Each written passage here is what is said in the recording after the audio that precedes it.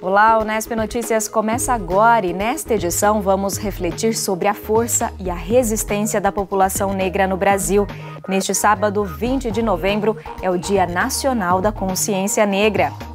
Pesquisadores da Unesp falam da importância da representatividade nas universidades públicas e a busca por uma ciência mais diversa. Na entrevista do dia, vamos conhecer o trabalho do NUP, o Núcleo Negro para Pesquisa e Extensão Universitária. E ainda, pesquisadores da Unesp e da UFSCar desvendam por que pacientes obesos com Covid-19 têm mais chances de sofrer infarto, trombose e AVC.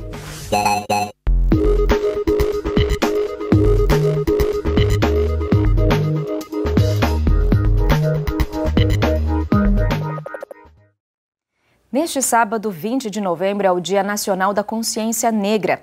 Trata-se de uma data importante de conscientização sobre a força, a resistência e o sofrimento que a população negra viveu e ainda vive no Brasil desde a colonização.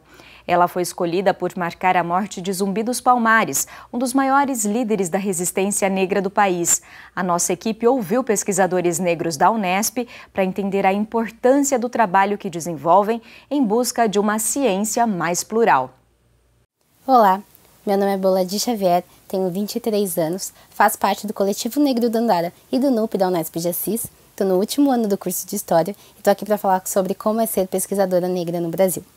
Desde 2019, trabalho com a professora doutora Lucilene Oliveira Silva, também da Unesp de Assis. E é interessante porque ela é uma mulher professora intelectual negra, então isso já é muito estimulante porque mostra que temos representatividade nas universidades. Precisamos ter mais, mas temos. É interessante também que a bibliografia de uma pessoa negra não perpassa necessariamente a dor e a memória da tragédia que foi a escravização, porque as bibliografias tradicionais, que são muito recheadas de preconceito, conservadorismo, machismo e racismo, elas são substituídas por bibliografias raras, mas que existem e que mostram resistência, que mostram necessidade e vontade. Uma coisa muito importante de destacar é que nós, enquanto pesquisadores negros, precisamos ter a permanência nas universidades garantidas. Então, precisamos que nossas bolsas sejam recompensadas, porque ser pesquisador é ótimo, receber por isso é ainda melhor. Falando um pouco sobre a minha atual pesquisa, em 2020 eu trabalhei com a imprensa negra e quis entender como as pessoas negras conseguiram resistir e formar quilombos urbanos como forma de luta contra os ideais eugenistas, tanto na sociedade quanto propagados pela mídia nos anos de 1930. Então, esse ano, eu resolvi pegar a principal demanda do movimento negro, que é a educação, e ver a Lei 10.639, que torna obrigatório o ensino de cultura e história africana e afro-brasileira em instituições de ensino público e privados, e entender como materiais didáticos estão caminhando com essa lei ou não. É muito bom fazer parte dessa classe que está crescendo cada vez mais, principalmente com a ajuda das cotas raciais e sociais. Precisamos que a universidade pública seja plural, diversa e inclusiva, para que as nossas bibliografias conservadoras e racistas, preconceituosas, não deixem de existir, mas possam ser substituídas por bibliografias inclusivas, bibliografias de resistência e luta. Temos um passado muito bom de professores e professoras negros que ajudaram na construção de bibliografias e ajudaram na construção de uma universidade mais inclusiva. E nós, pesquisadores atuais negros, somos o futuro disso. E também somos representatividade para as pessoas negras que estão fora da universidade. Falando, você também consegue entrar. Nós estamos aqui para garantir a sua entrada e sua permanência. Pesquisar sobre negritude é resistência, força e vontade de ver um Brasil não racista. Meu nome é Raimundo, sou formado em Física, bacharel em Física Biológica aqui na Unesp de Rio Preto. Atualmente eu faço mestrado na área de Biofísica Molecular. Eu trabalho fazendo cálculos de alto valor de energia para pequenas moléculas em sistemas confinados, tentando modelar mais interações de caráter biológico, para continuar na minha linha de pesquisa que eu fiz desde o início da minha graduação. Enquanto pesquisador negro, eu acho que o primeiro ponto que a gente tem que levar em consideração é que as pessoas elas gostam muito de ver o preto, o pobre, o favelado, por assim dizer, o periférico, a pessoa periférica, dançando, cantando, fazendo essas coisas. Não estou tirando o mérito disso. Só que quando você fala, quero seguir uma carreira acadêmica, eles vêm com questionamentos. do tipo, é isso que você quer mesmo? Sabe, por que você não vai para ali? Seu colega joga bola, vai lá jogar bola, vai, sei lá, cantar, vai inventar um rap.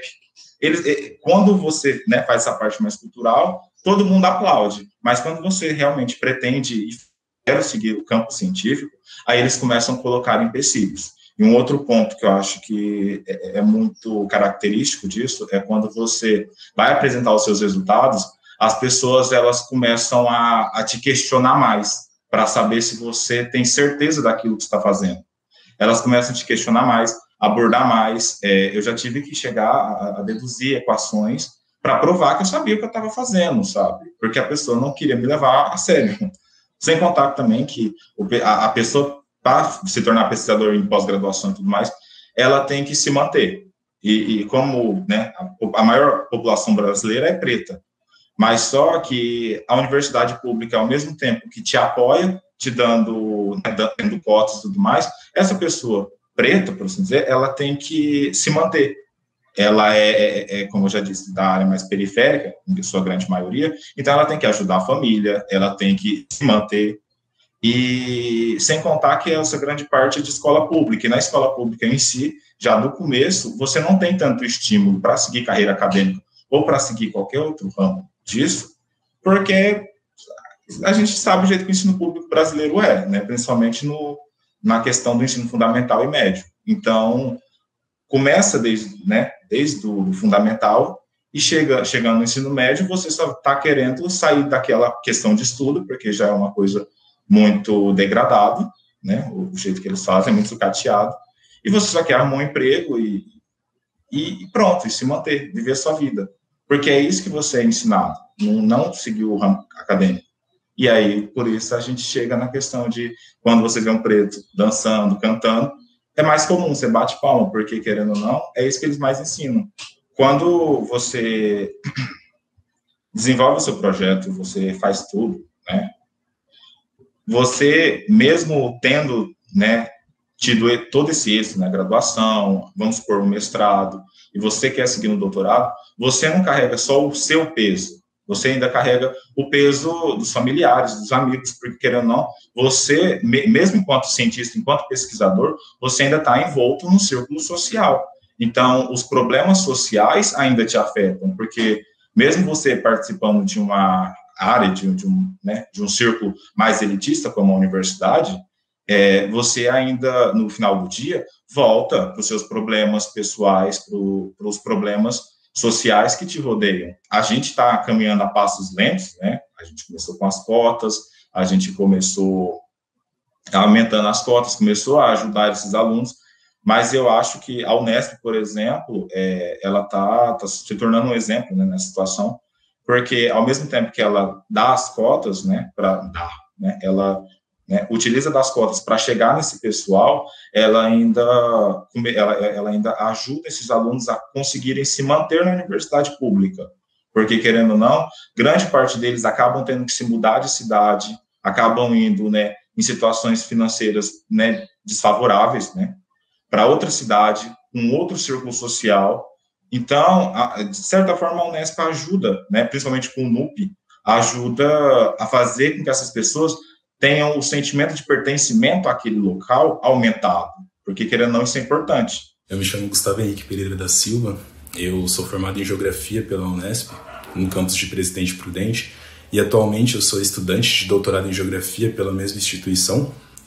Eu faço parte da primeira turma de estudantes negros que ingressaram pela política de cotas na pós-graduação em Geografia no ano de 2020.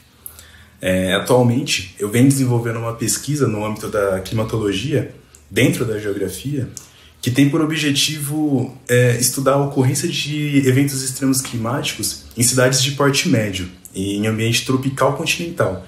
Então, é dado uma ênfase, né, para Presidente Prudente, que é a minha área de estudo, e junto com a minha orientadora, a gente vem estudando possíveis efeitos e repercussões desses eventos sobre a sociedade na configuração de episódios extremos. Eu acredito que ser pesquisador negro no Brasil é superar obstáculos e barreiras que estão postos em todos os âmbitos da sociedade, dentro de uma estrutura histórico-racista. nós tivemos mais de 300 anos de escravidão. Então o racismo ele permeia e ele está presente em todas as instâncias. Então o ser pesquisador no Brasil já é um desafio. E ao falar, né, ao pensar, o ser pesquisador negro no Brasil é ainda mais desafiante. Então junta-se ao fato do descrédito e ataques que a ciência vem sofrendo constantemente, que nós estudantes, né, sentimos esses impactos mais diretamente. Ao pensarmos a carreira enquanto pesquisador, essa trajetória, as oportunidades de bolsa, de financiamento. Quando eu entrei na Unesp, dentro desse processo de construção da consciência racial, que eu venho construindo na minha trajetória, que eu venho traçando na minha trajetória de vida, eu vi que aquele espaço ele não estava excluso do restante da sociedade, que era também uma forma de reprodução da estrutura racial que está presente no nosso país. Principalmente quando eu fazia o exercício do pescoço e observava ao meu redor e via a cor daquelas pessoas, né? E que, ao mesmo tempo, eu sei que essa não é uma exclusividade da Unesp. Então, por mais que eu acho que a universidade ela esteja se permitindo mais, seja no diálogo, na pesquisa, em grande parte em razão da política de cotas e da presença de estudantes que questionam, eu acredito que precisa de mais dar mais visibilidade, entender que essa é uma questão central, né, e que ela deve ser debatida cotidianamente. E a seguir a gente continua a falar sobre a atuação de pesquisadores negros na Unesp. Vamos conhecer o NUP, o Núcleo Negro para Pesquisa e Extensão Universitária. Nós voltamos já já.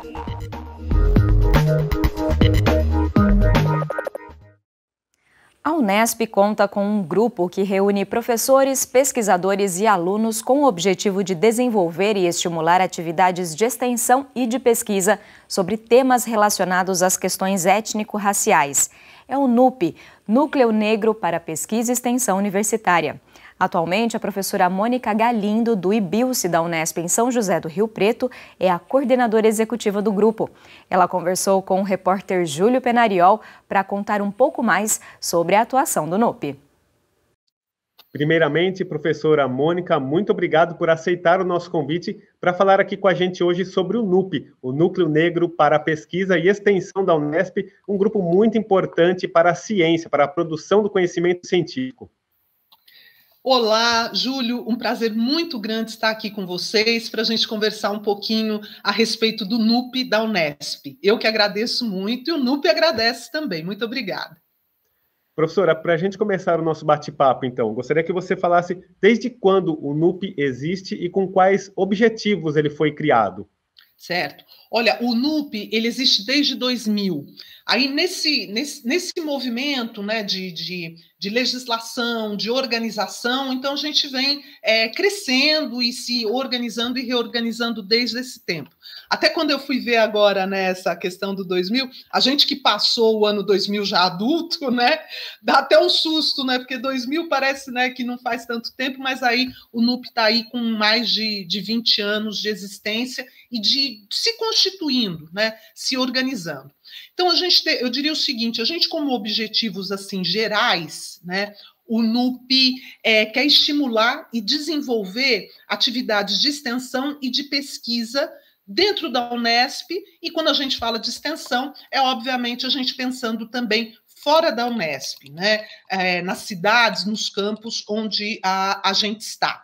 De uma forma, então, de falar um pouquinho de objetivos mais específicos, né, que a gente tem, de internalizar na Unesp o estudo, a pesquisa e o debate sobre a temática étnico-racial. O NUP é o nome, né? É o Núcleo Negro de Pesquisa e Extensão da Unesp, então nós somos o Núcleo Negro, então é essa temática que nos interessa. Gerar conhecimento novo e relevante sobre essas questões, e aí acho que fica bem o foco da pesquisa, né? Que é a essência da universidade, né? De criar novos conhecimentos, obviamente através do ensino, mas também voltado para a pesquisa, de divulgar os conhecimentos gerados na universidade sobre as questões étnico-raciais, promover o intercâmbio com outras instituições, facilitar o acesso à população científica sobre a temática étnico-racial, de modo que a gente possa manter o vínculo, né, entre as atividades de pesquisa e sua extensão à comunidade. Acho que a gente de dentro da universidade, essa discussão, né, extensão, ensino, pesquisa, isso está o tempo inteiro permeando, né, por serem os nossos objetivos principais, né, o nosso tripé. Então, o NUP ele entra fortemente nessa direção, mas com o eixo, né, nas temáticas étnico-raciais. Ser um grupo, pensar sobre isso, contribuir sobre isso, apoiar, né, a graduação, a pós-graduação na discussão dessas temáticas. Então, acho que esse é o nosso foco. Professora, e como que o NUP está organizado, constituído, e em quais hoje ele se faz presente, de fato, como um núcleo com pesquisadores envolvidos?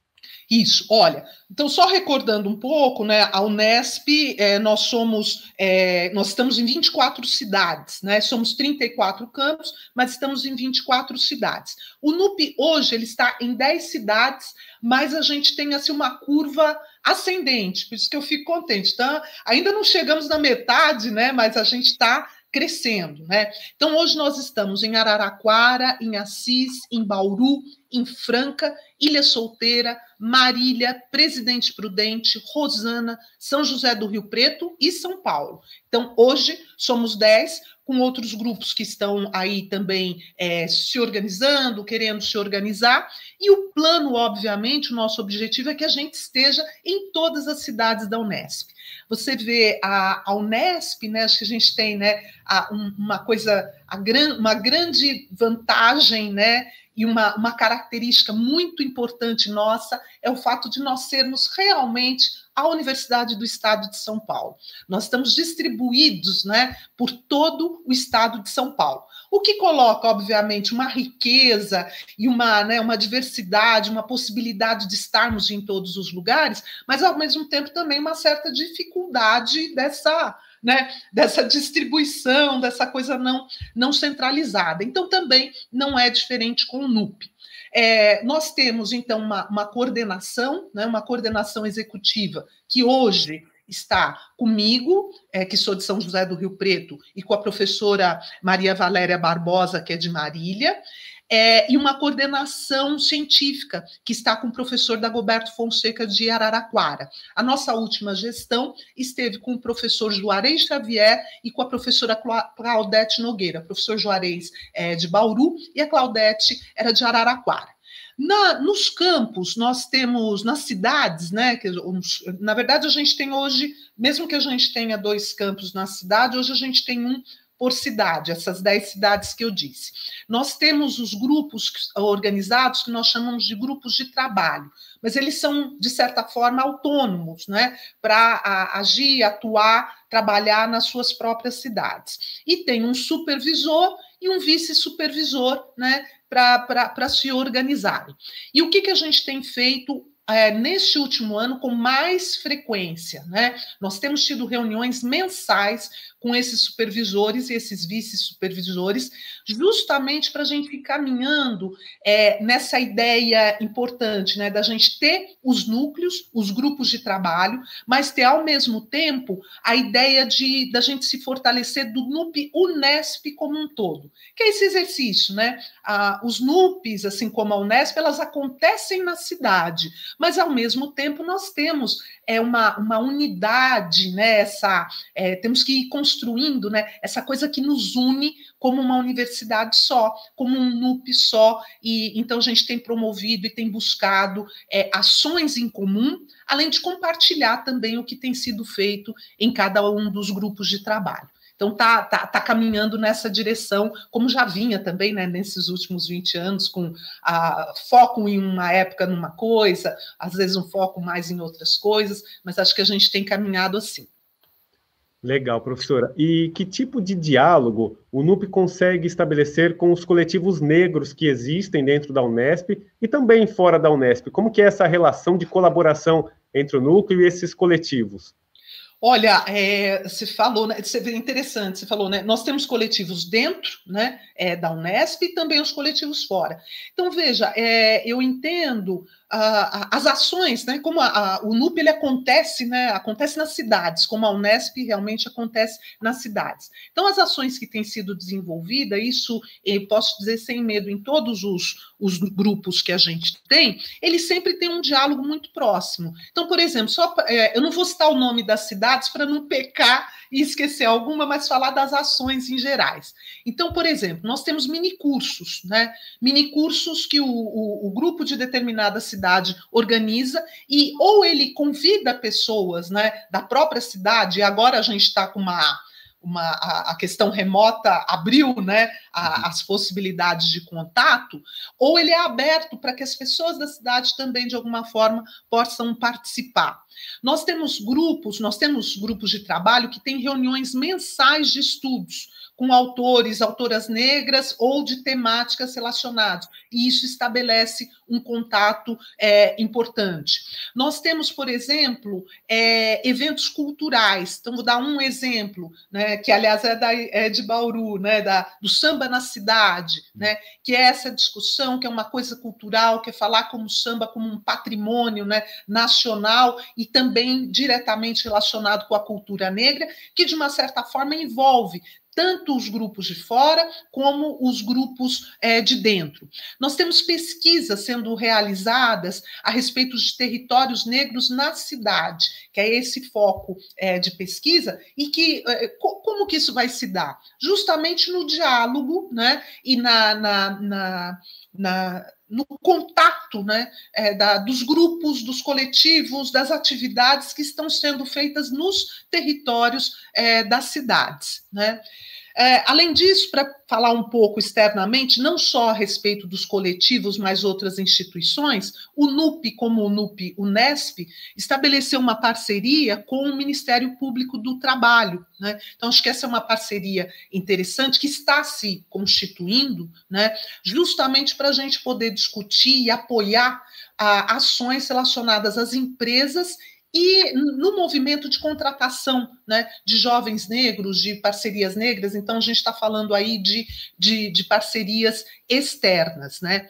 E a gente tem, por exemplo, também, que já está acontecendo, a organização de livros, que não só os livros de escrita acadêmica, isso a gente tem também, já tivemos livros lançados a partir dos grupos de trabalho do NUP, inclusive em São José do Rio Preto, tivemos em outros espaços também, mas, por exemplo, agora nós temos 2 livros que estão sendo organizados, que são Faces Negras, né, da Unesp, e também um trabalho fotográfico, né, que está sendo desenvolvido lá em Marília, que é essa ideia de trazer justamente na questão dos faces negras as pessoas que estão na Unesp, que são as faces negras, e aí vem os coletivos, o pessoal que trabalha na parte administrativa, os professores, os alunos. Então, eu acho que, embora a gente tenha sempre muito que caminhar nesse diálogo, essa ideia, né, de que a gente tem que estar junto com os coletivos, junto com a comunidade, embora o NUP tenha uma especificidade diferente, nós não somos um coletivo de alunos, não somos um coletivo da cidade, mas acho que isso faz parte do das nossas intenções e tem acontecido sim.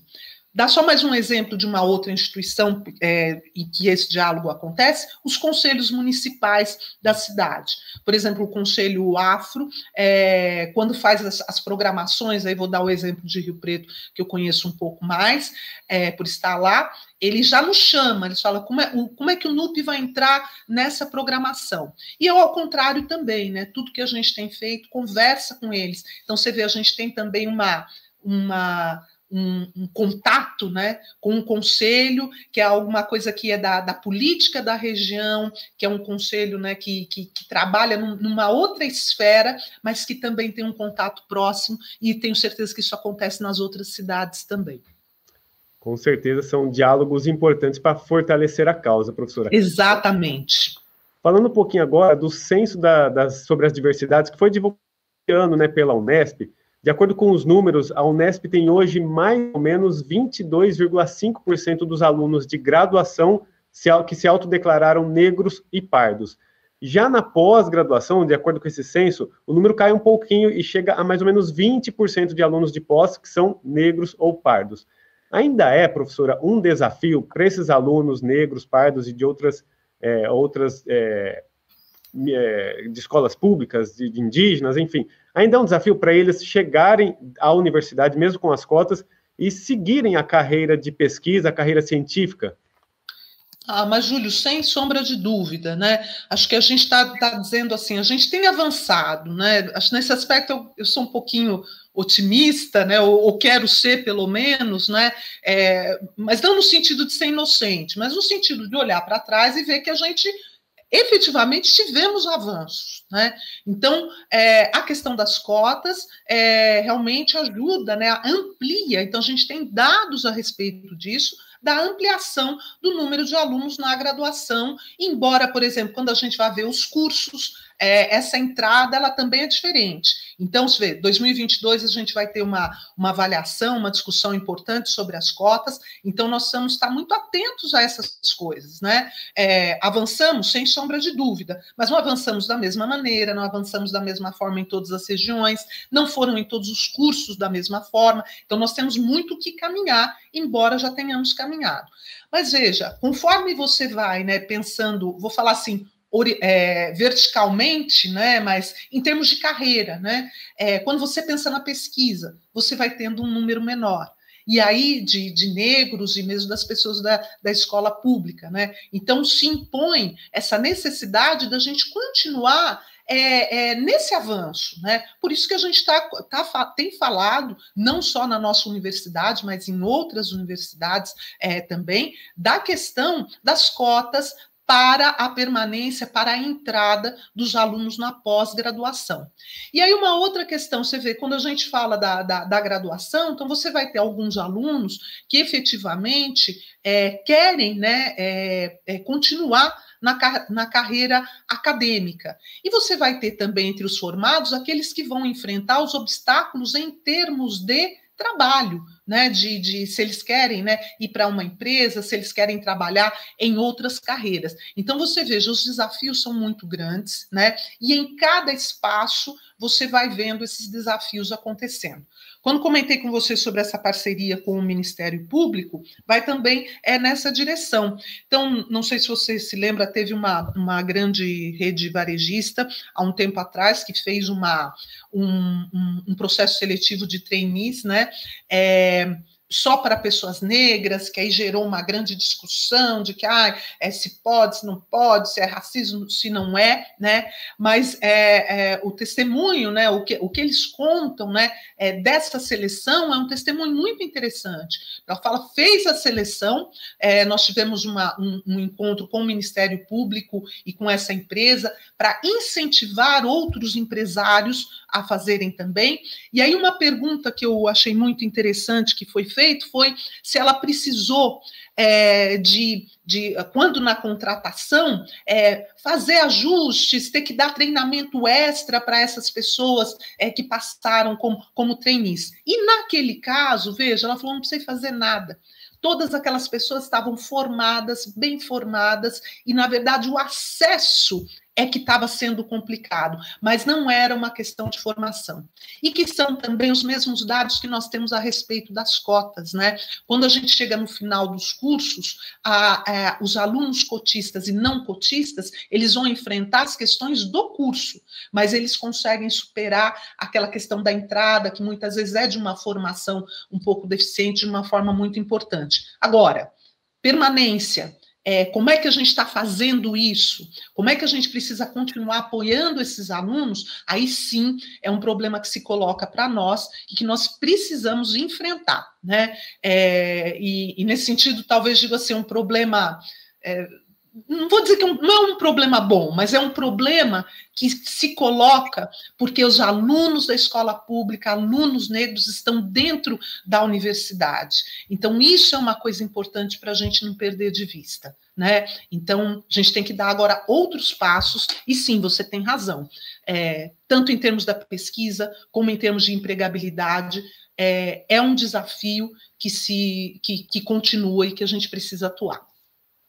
Para a gente encerrar, professor, a gente está aí às vésperas do Dia Nacional da Consciência Negra, e eu gostaria que você falasse um pouquinho, então, de que forma que você acredita que o NUP vem colaborando para essas discussões como do preconceito racial, como que os trabalhos de vocês também corroboram para que essa discussão seja cada vez mais profícua e que essas questões como racismo sejam, de fato, combatidas com mais veemência no Brasil.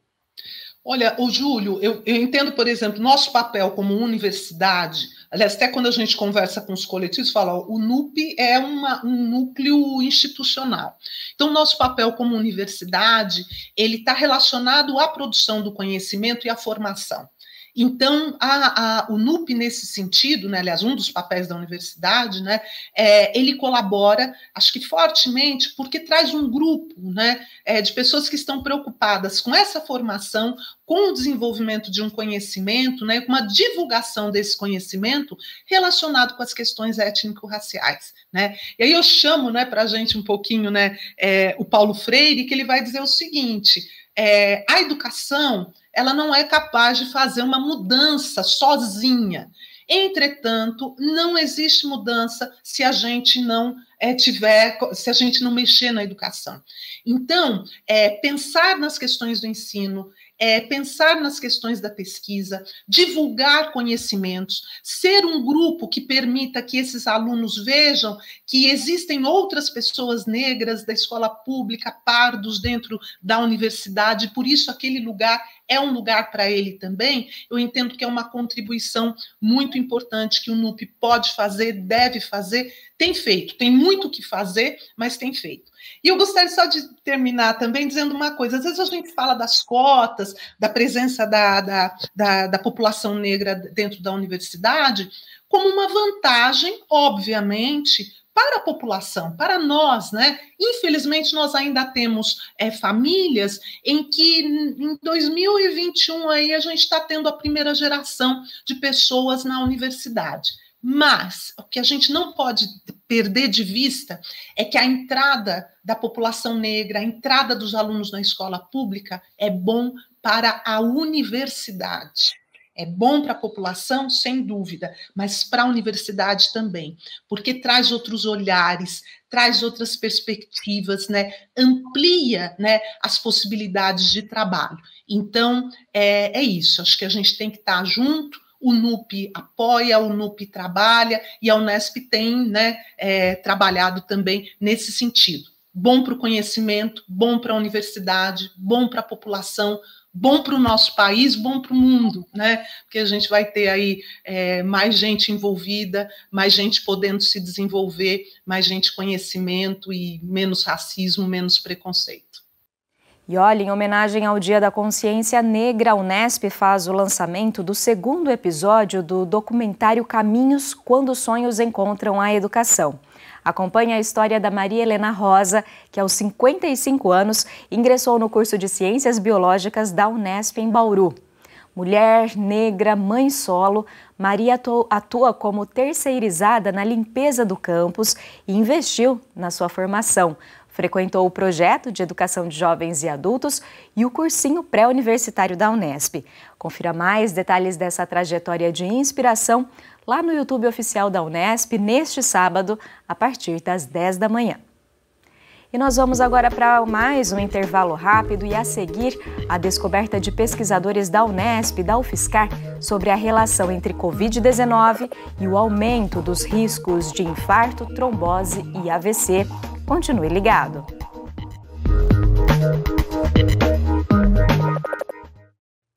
Pesquisadores da Unesp e da UFSCar, a Universidade Federal de São Carlos, desenvolveram um estudo que pode ajudar a compreender por que pacientes obesos com Covid-19 têm mais chances de sofrer infarto, trombose e AVC.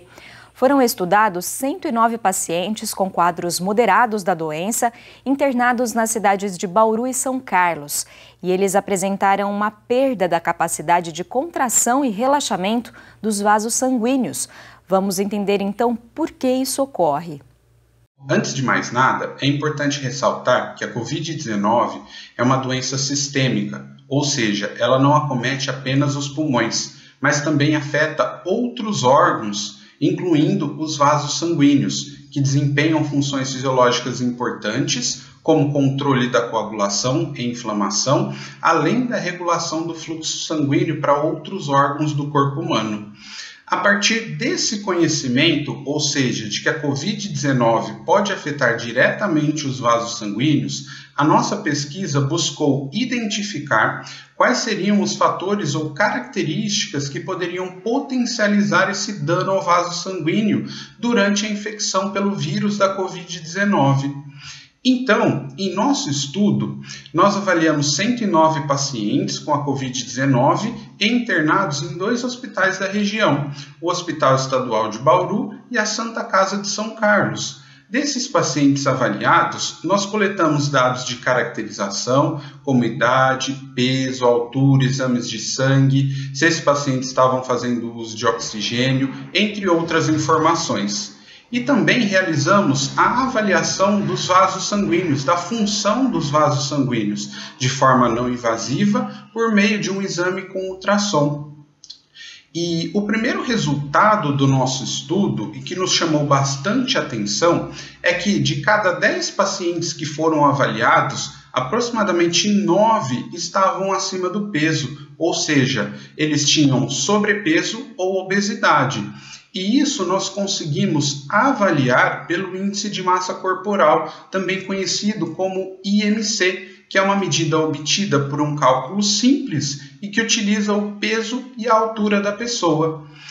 Além de termos observado uma alta prevalência de obesidade nos pacientes hospitalizados pela Covid-19, outro principal resultado do nosso estudo foi que esses pacientes com maior IMC, ou seja, pacientes mais obesos, eles também apresentavam um pior funcionamento dos vasos sanguíneos, avaliado no exame de ultrassonografia. E por isso, frente a esses resultados, nós acreditamos que essa constatação ela pode ajudar a explicar o porquê pacientes obesos tendem a evoluir com a forma mais grave da Covid-19 e também com maior risco de complicações decorrentes da doença. Esses resultados eles apresentam implicações diretas, né, e alertas também à saúde, no sentido de que é necessário ter uma maior atenção ao endotélio e novas pesquisas que foquem em estratégias de tratamento voltadas, né, à função endotelial. Também para maior atenção aos pacientes obesos com Covid-19, principalmente com relação às complicações dessa população. E de uma forma mais ampla, traz um alerta para necessidade de estratégias e políticas públicas que combatam, né, a epidemia da obesidade, considerando que a obesidade ela é um fator de risco não apenas aqui, né, nesse estudo para a Covid-19, mas também para outras doenças. Essa pesquisa ela faz parte de um projeto do estudo clínico, né, maior, multicêntrico, envolvendo a gente da Unesp e o pessoal da UFSCar, né, onde a gente investiga em pacientes que foram hospitalizados devido à Covid-19, as alterações agudas e tardias, né, e qual o papel da saúde vascular e de outras variáveis associadas à saúde, como, por exemplo, o nível de atividade física, o comportamento sedentário, a força muscular, os hábitos nutricionais, o IMC, né, nos desfechos durante a internação, que é a fase 1,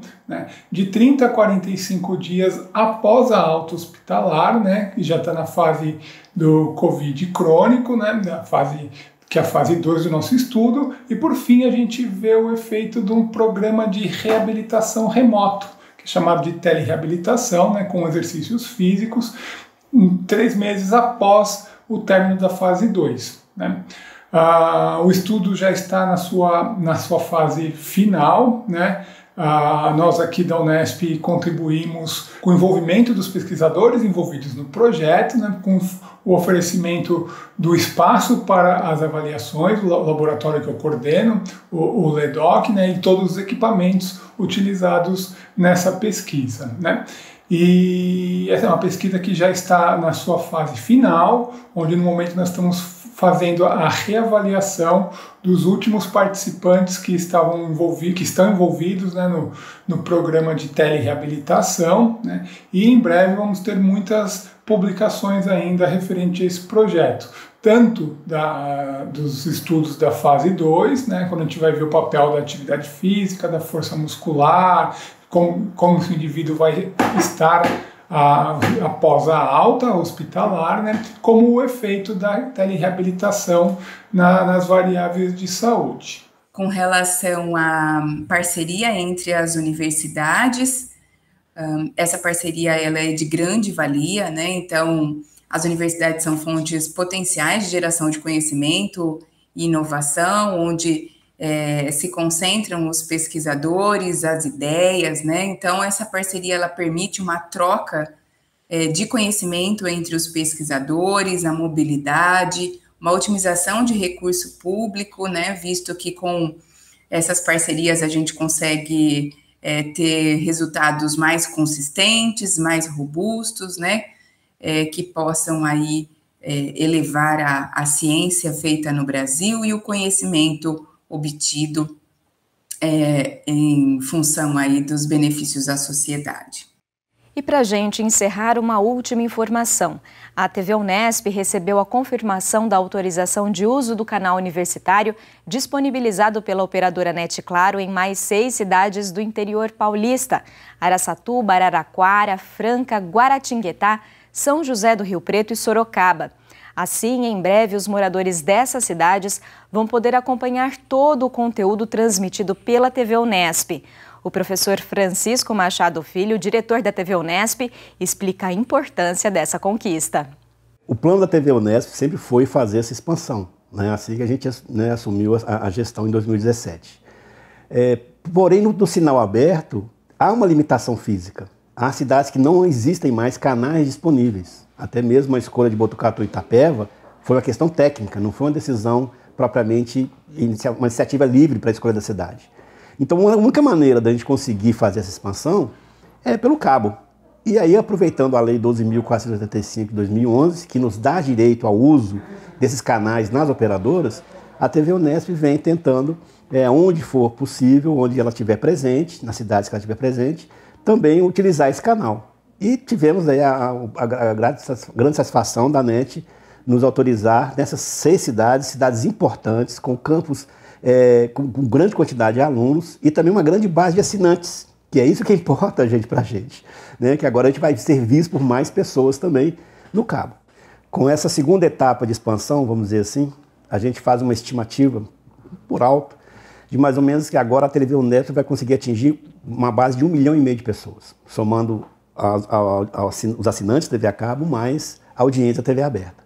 Então é 1,5 milhão de pessoas tendo acesso a toda a produção da Unesp, suas ações e principalmente a divulgação da ciência, que é uma coisa muito importante no país hoje. Além dessas 6 novas cidades, lembramos que a TV Unesp também chega por cabo à cidade de Marília. Em Bauru, Botucatu e Itapeva está disponível na TV fechada e também em sinal aberto. Esta edição do Unesp Notícias fica por aqui. A gente volta a se encontrar na quinta que vem.